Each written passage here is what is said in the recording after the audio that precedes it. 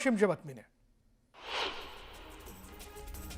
वाशिमसह जिल्ह्यातील कारंजा, कोलार, रिठदस सह अनेक ठिकाणी मुसळधार पाऊस झाला। सततच्या पावसामुळे उन्हाळी भुईमूग, ज्वारी, मूग आणि इतर पिकांना फटका बसला असून शेतकऱ्यांची चिंता वाढली।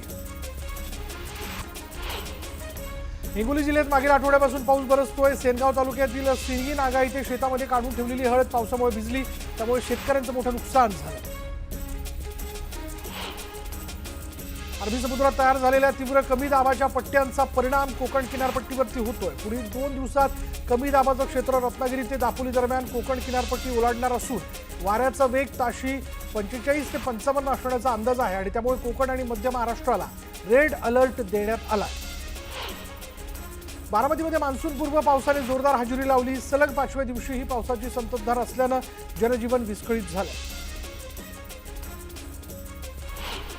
सोलापूरच्या मोहोळ तालुक्याला पावसाचा मोठा फटका बसला। अनेक शेतात पावसाचं पाणी साचल्यानं पिकांचं मोठं नुकसान झालं। सोलापुरात 10 ते 12 दिवसांपासून पावसाने दमदार हजेरी लावली आहे। सतत पडणाऱ्या पावसामुळे जनजीवन विस्कळीत झालंय। पावसाचा फळबागांना फटका बसण्याची शक्यता आहे।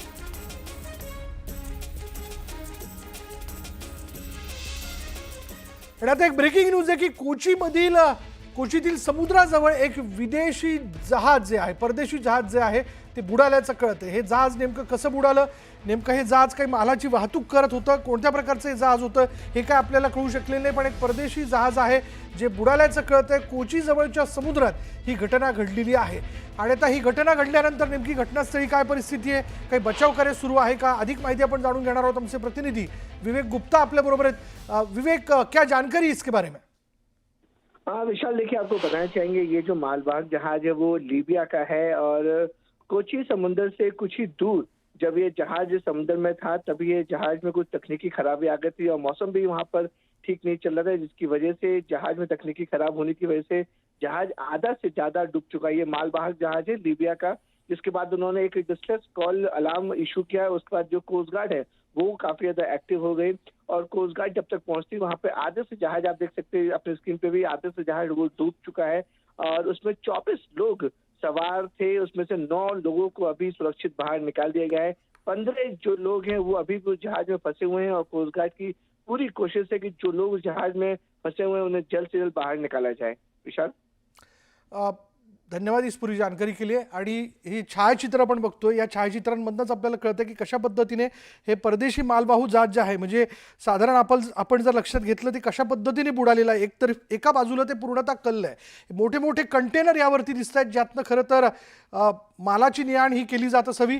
काहीतरी या सगळ्या जहाजामध्ये, या जहाजाच्या मशिनरीमध्ये खराबी आली असावी आणि त्यातनं हा सगळा प्रकार घडला असेल, किंवा हे जहाज ओव्हरलोड होतं का, कारण असं तर होऊ शकत नाही, कारण एकूण वजनाचा अंदाज जो आहे तो यापूर्वीच घेण्यात आलेला असतो। जेवढी या जहाजाची माल वाहून नेण्याची क्षमता आहे त्याचा अंदाज घेऊनच यावरती हे कंटेनर जे ते सेट केले जातात। असं असताना हे जहाज नेमकं कसं बुडालं, या पाठीमागे काही तांत्रिक कारणच असावं अशी एक माहिती समोर येताना दिसते। आणि 24 पैकी यामध्ये 24 जण होते। कोस्टगार्डला या संदर्भातला मेसेज मिळाला, निरोप मिळाला आणि लगेच कोस्टगार्ड जे त्या दिशेने रवाना झालं। 9 जणांना जे ते वाचवण्यात आलेले, अजून 15 जणांचा शोध जो आहे तो घेतला जातो। त्या 15 जण या जहाजात बोटीत अडकून पडले असावे असा एक अंदाज आहे, त्याची माहिती घेतली जाते। पुढे पाहूयात गावाकडच्या इतरही घडामोडी। लातूर जिल्ह्यामध्ये मागील काही दिवसांपासून पावसाने धुमाकूळ घातला, त्यामुळे शेतातील माती वाहून गेली आहे। मातीच वाहून गेल्यानं शेती कशी करायची आणि खरीप हंगामात पेरणी कशी करायची असा सवाल शेतकऱ्यांना पडला। माळशिरस तालुक्यातील मुसळधार पावसाने हजेरी लावली। सलग 2 दिवस सुरू असलेल्या पावसामुळे ओढे बंधारे ओसंडून वाहू लागले। मान्सूनपूर्व पावसाचा गोंदिया जिल्ह्यातील शेतकऱ्यांना फटका बसला। आमदार संजय पुराम यांनी नुकसानीची पाहणी करत लवकरच पंचनामे करून नुकसान भरपाई देणार असल्याचं आश्वासन दिलंय। जळगावमध्ये पावसाची रिपरिप सुरूच आहे। सततच्या पावसामुळे बाजारात भाज्यांची आवक 25% घटली। सलग पडलेल्या पावसामुळे भाजीपाल्याचं मोठ्या प्रमाणात नुकसान झाले, त्यामुळे पालेभाज्या सर्वसामान्यांच्या आवाक्याबाहेर गेल्या। पावसामुळे स्वारगेट बस स्थानकात अनेक ठिकाणी पाणी साचले, त्यातच बाहेर जाणाऱ्या गेटवर खोदकाम केल्यानं प्रवाशांचे देखील हाल झालेत, त्यामुळे एकाच गेटमधून ये जा सुरू असल्यानं प्रवाशांची गर्दी पाहायला मिळते। जळगाव जिल्ह्यात तूर खरेदीसाठी मुदतवाढ देण्यात आली आहे। नाफेडच्या माध्यमातून 16 केंद्रांवर खरेदी प्रक्रिया सुरू राहणार आहे। तूर खरेदीचा दर प्रति क्विंटल 7500 इतका निश्चित करण्यात आला असून 28 मे पर्यंत तूर खरेदी सुरू राहणार आहे। कराड चिपळूण मार्गावर सलग दुसऱ्या दिवशी वाहतूक ठप्प झाली आहे. रस्त्याच्या कामादरम्यान ट्रक अडकल्यानं वाहतूक विस्कळीत झाली. दरम्यान ठेकेदाराकडून मनमानी पद्धतीने रस्ता खोदल्याचा आरोप नागरिकांनी केला आहे. छत्रपती संभाजीनगरच्या शिवाजीनगर परिसरात भुयारी पूल बनवण्यात आला आहे. मात्र पावसामुळे पूल तुंबल्यानं वाहनधारकांना अडचणींचा सामना करावा लागतोय. अहिल्यानगरच्या ब्राह्मणवाडामध्ये शहीद संदीप गायकर यांच्यावर शासकीय इतमामात अंत्यसंस्कार करण्यात आले. जम्मू काश्मीरमध्ये अतिरेक्यांशी सामना करताना त्यांना वीरमरण आलंय. रेल्वे स्टेशनवर प्रवाशांना देण्यात येत असलेल्या अत्याधुनिक सुविधांचा सर्वात जास्त फटका लायसन्सधारी हमालांना बसलाय. दरम्यान केंद्र सरकारने रेल्वेच्या ग्रुप डी मध्ये सामावून घेण्याची मागणी हमालांनी केली आहे. परभणीच्या गंगाखेड शहरातून जाणाऱ्या राष्ट्रीय महामार्गावर खड्डे पडलेत. पावसाळ्यामध्ये या खड्ड्यांमुळे चालकांना वाहन चालवणं अवघड झालंय. त्यामुळे पावसाळ्यापूर्वी खड्डे बुजवण्याची मागणी नागरिकांनी केली.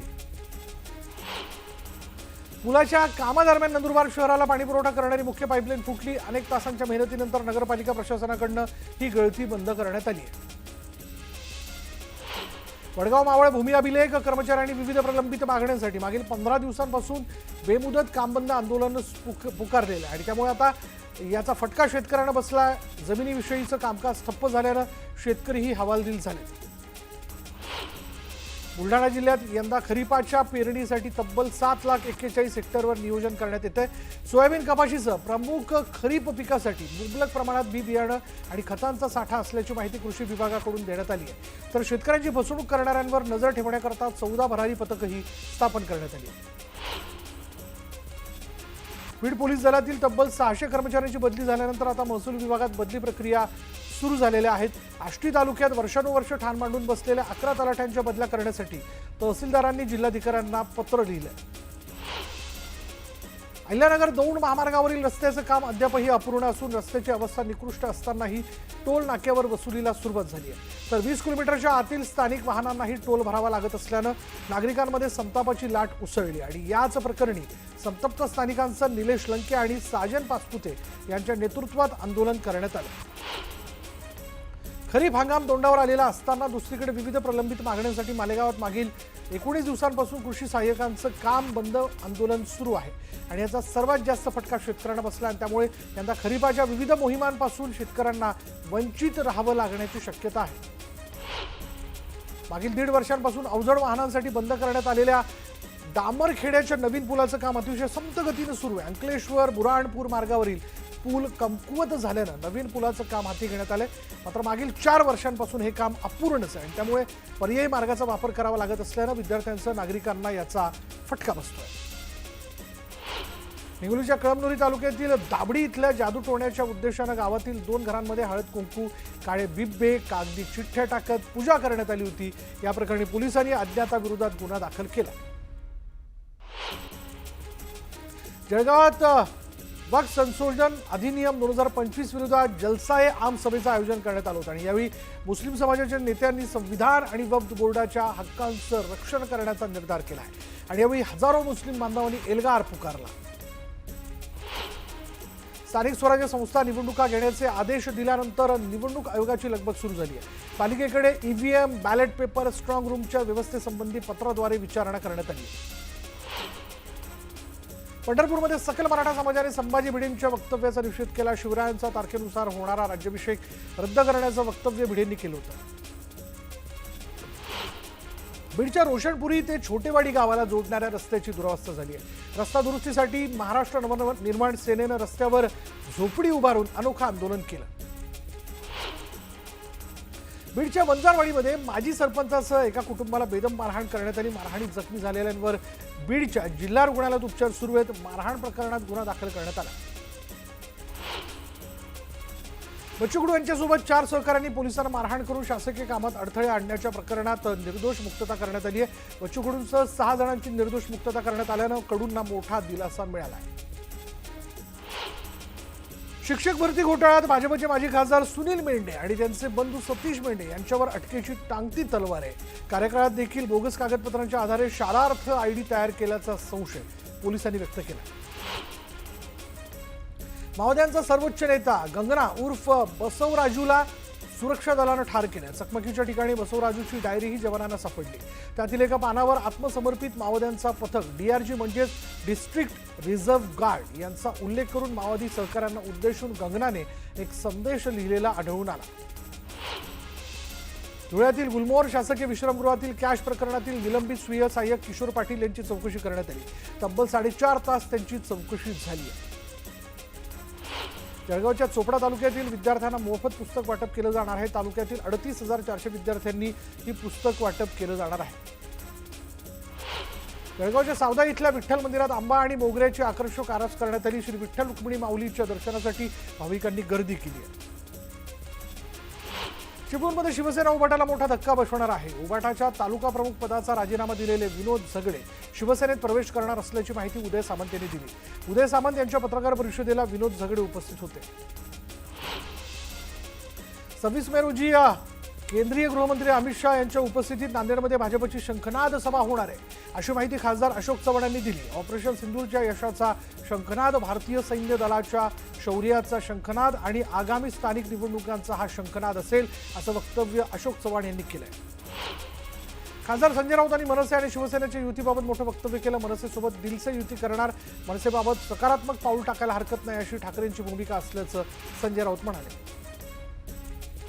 मनसेसोबत युती करण्यासाठी ठाकरे तयार आहेत. मराठी माणसासाठी एकत्र येणं म्हणजे बाळासाहेबांना मानवंदन आहे, असं खासदार संजय राऊत म्हणाले. मनसेसोबतच्या युतीनंतर नात्यांवर भर देणार, असं वक्तव्य संजय राऊतांनी केलं. पडद्यामागे किंवा पडद्यापुढे युतीबाबत कोणताही विषय नाही. ठाकरे बंधूंच्या युतीच्या चर्चांवर मनसे नेते संदीप देशपांडेंनी ही प्रतिक्रिया दिली. मनसेच्या प्रकाश महाजन यांनी संजय राऊतांचा चांगलाच समाचार घेतला. राज ठाकरे शिवतीर्थावर खूप चांगला पाहुणचार करतात, कॉफी पाजतात, त्यामुळे संजय राऊतांनी माध्यमांसमोर बोलण्याऐवजी शिवतीर्थावरती येऊन बोलावं आणि त्यांच्या गाडीची सुरक्षा मी करतो, असा टोलाही त्यांनी राऊतांना लगावला. चंद्रपुरातील जिवती नगर पंचायतीमधील काँग्रेस आणि शरद पवार गटातील 5 नगरसेवक आणि 200 कार्यकर्त्यांनी भाजपात प्रवेश केला. आमदार देवराज भोंगळे यांच्या उपस्थितीत हा सोहळा पार पडला. अहिल्यानगरच्या चौंडीच्या विकासाच्या आराखड्याला मंजुरी देण्यात आली आणि यासाठी 681 कोटींचा निधीची तरतूद करण्यात आली आणि तर आराखड्याचा शासन निर्णय लवकरच जाहीर होणार असल्याची माहिती राम शिंदेंनी दिली. संत तुकाराम महाराजांच्या त्रिशतकोत्तर 375वा सदेह वैकुंठगमन सांगता सोहळ्याला उपमुख्यमंत्री अजित पवार, माजी सहकार मंत्री दिलीप वळसे पाटील यांनी भेट दिली आणि या सोहळ्याच्या निमित्तानं सुरू असलेल्या अखंड हरिनाम सप्ताहात उपस्थित असणाऱ्या भाविकांवर अजित पवारांनी पुष्पवृष्टी केली. उपमुख्यमंत्री अजित पवारांच्या हस्ते केवी सबस्टेशनचा भूमिपूजन सोहळा संपन्न झाला. कार्यक्रमादरम्यान पवारांच्या हस्ते भूमी अभिलेख विभागाच्या वतीने जमिनीच्या मोजणीची पत्रकं वाटप करण्यात आलं. पुण्याच्या नारायणगाव पोलीस स्टेशनच्या नूतन इमारतीचं अजित पवारांच्या हस्ते उद्घाटन पार पडलं. यावेळी माजी सहकार मंत्री दिलीप वळसे पाटील, पुण्याचे जिल्हाधिकारी जितेंद्र डुडी उपस्थित होते. राष्ट्रवादीच्या गौरवशाली महाराष्ट्र महोत्सव मंगल कलश यात्रेचा समारोप महाडच्या चांदे क्रीडांगणात झाला आणि यावेळी शिवराज्याभिषेक सोहळ्याचा देखावा करण्यात आला होता. त्या देखाव्यानं प्रेक्षकांची मन जिंकली. अहिल्यानगरमध्ये अहिल्यानगर गौरव दिन आणि पालकमंत्री सांस्कृतिक महोत्सव आयोजित करण्यात आला. 31 मे रोजी मुख्यमंत्र्यांच्या हस्ते अण्णा हजारे, पोपटराव पवार आणि राहीबाई पोपरे यांना अहिल्यानगर गौरव पुरस्कार प्रदान करण्यात येणार आहे. निलेश चव्हाण विरोधात वारजे पोलीस स्टेशनमध्ये गुन्हा दाखल करण्यात आला. हगवणे कुटुंबियांसोबत त्यांचे जवळचे संबंध होते, असं पोलिसांनी म्हटलंय. तर आता निलेश चव्हाणच्या अडचणीत वाढ झाली आहे. हुंडाबळी प्रकरणात निलेश चव्हाणला 6 आरोपी करण्यात आले. वैष्णवी हगवणे मृत्यू प्रकरणातील 6 आरोपी निलेश चव्हाण अजूनही मोकाटच आहे. निलेश चव्हाण पुण्याच्या बाहेर 100 ते 150 किलोमीटरपर्यंत गेला असल्याची माहिती पोलिसांनी दिली आहे. पोलिसांकडून निलेशचा शोध घेण्यात येतो.